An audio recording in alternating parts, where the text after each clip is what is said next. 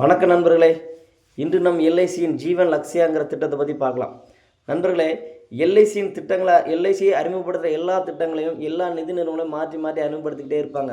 ஆனால் எல்ஐசி அறிமுகப்படுத்திய ஜீவன் லக்ஷயாங்கிற திட்டத்தை எந்த நிறுவனமும் இன்னும் அறிமுகப்படுத்தலை, முடியாது. ஏன்னா அவ்வளவு பொருள் அதில் இருக்குது.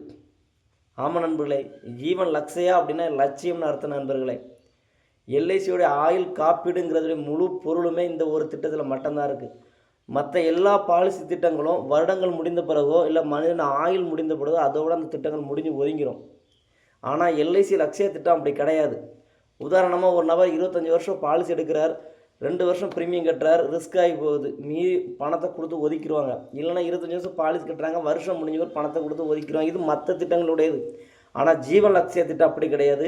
25 வருஷம் ஒரு நபர் பாலிசி எடுக்கிறாரு, 10 லட்ச ரூபா பாலிசி எடுக்கிறாரு, 2 தவணை கட்டுறாரு, ரிஸ்க் ஆகி போகுது. இப்போ ரிஸ்க் ஆகின உடனே மனைவிக்கு 10 லட்ச ரூபா நாமினிக்கு பணம் கொடுத்துட்றாங்க. மீதி உள்ள காலங்கள் 23 வருடமும் குழந்தையை வளர்க்குறதுக்கு பராமரிப்பு செலவுக்கு வருஷம் 1 லட்ச ரூபா கொடுத்துக்கிட்டே இருக்காங்க. 25வது வருஷத்தில் 24 லட்ச ரூபா பாப்பா மேரேஜுக்கு பணம் கொடுத்துட்றாங்க. ஸோ அனைத்து வசதிகளும் கொண்ட ஒரே திட்டம் எல்ஐசி ஜீவன் லக்ஷயா. நண்பர்களே, இது போன்ற நல்ல கருத்துள்ள வீடியோகளை தெரிந்து கொள்ள நமது யூடியூப் சேனலை சப்ஸ்கிரைப் பண்ணுங்கள். வணக்கம்.